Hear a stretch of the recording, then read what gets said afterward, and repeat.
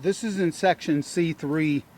When I got ready to prepare to put the second course on for the 3-tab shingle, you can hear sometimes when you're walking around. That's why you don't really want to try to step on the paper as much as you possibly can. But sometimes when you're walking on the edge, you can hear maybe a creaking or shifting in the wood. I'm not attributing this to any storm damage because, as you can see, I'm going to show you.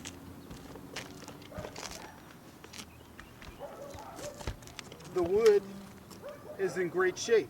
I mean, this OSB, I'm going to put this right here so you can see it.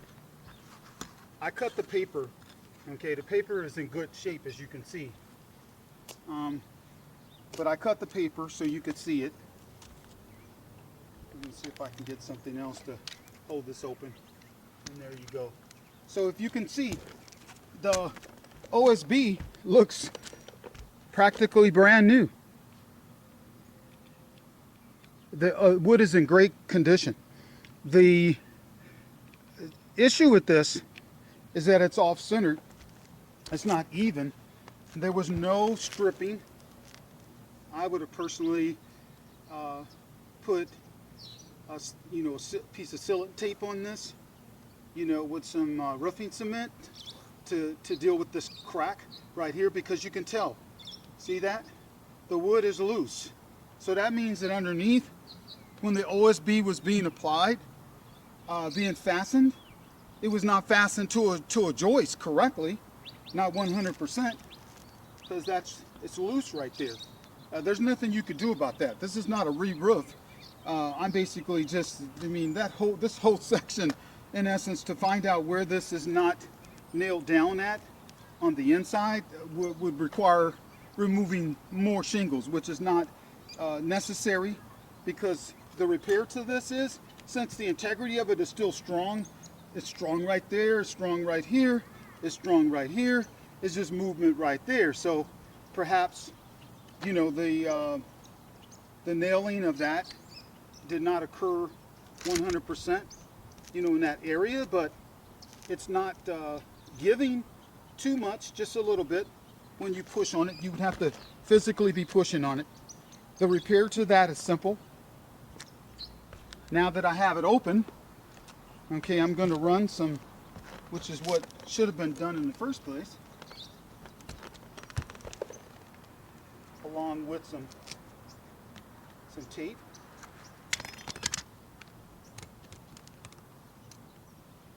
That'll stop any potential leaks going inside there. This is wet seal, by the way. It's wet patch. Not only is it adhesive, but it's a wet patch. So this is not part of the re-roofing. It's kind of adding in to patch like a 1-foot crack, in the OSB. But you run across cracks occasionally, and that's not a problem. That's why they make repair fabric. So we got the paper that's still in good, the integrity of the paper is still good. And then we will basically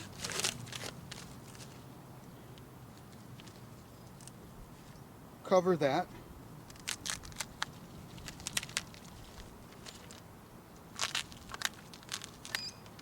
I'm getting my material ready now.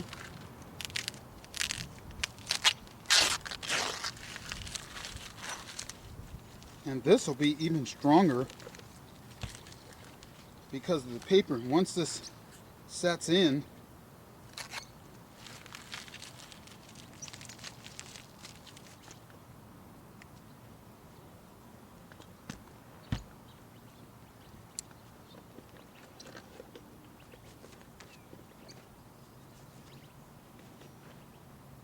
so you have to be paying attention as you're going along, because if you step on something and you hear something, you might as well take an opportunity to, investigate that, find out what's going on before you keep moving forward, with the repair.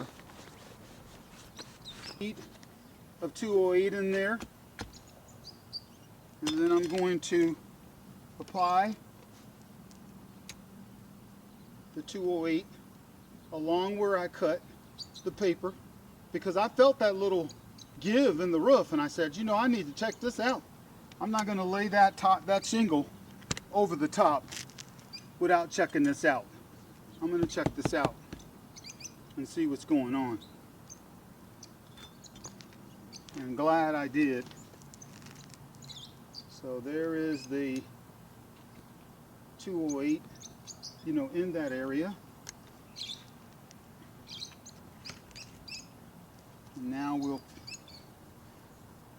get some of the repair fabric. This is an asphalt-based fabric, by the way, so it works directly with the Henry product. It's a Henry product.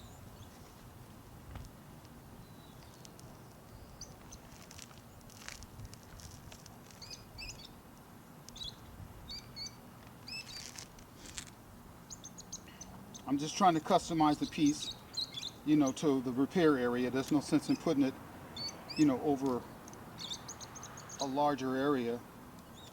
Just the area that I'm trying to apply the adhesion to. So now there's the adhesion on there already, and now we just press the fabric into the adhesion and smooth it out. And this product is designed to adhere to the paper.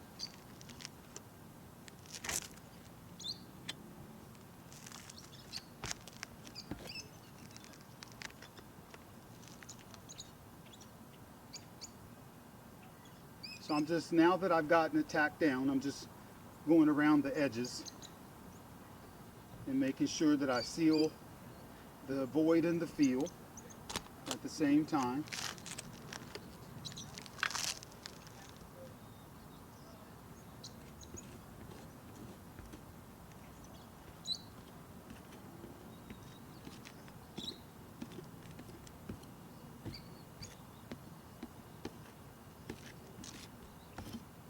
Just make sure that the edges of the repair tape is down, and if you see any voids, you know, underneath there, get that. Now, I want to let this dry for a little while because I don't want to embed the shingle right on top of this.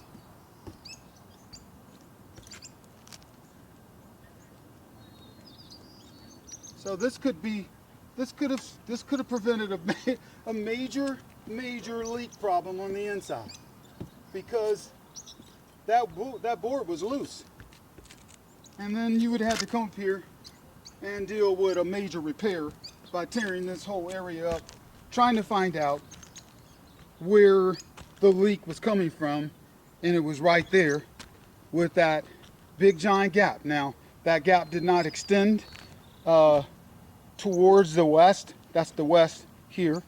It did not go in that direction, and it seemed like the wood was just not nailed down in that probably about a 8-inch section. They might have missed a joist, who knows.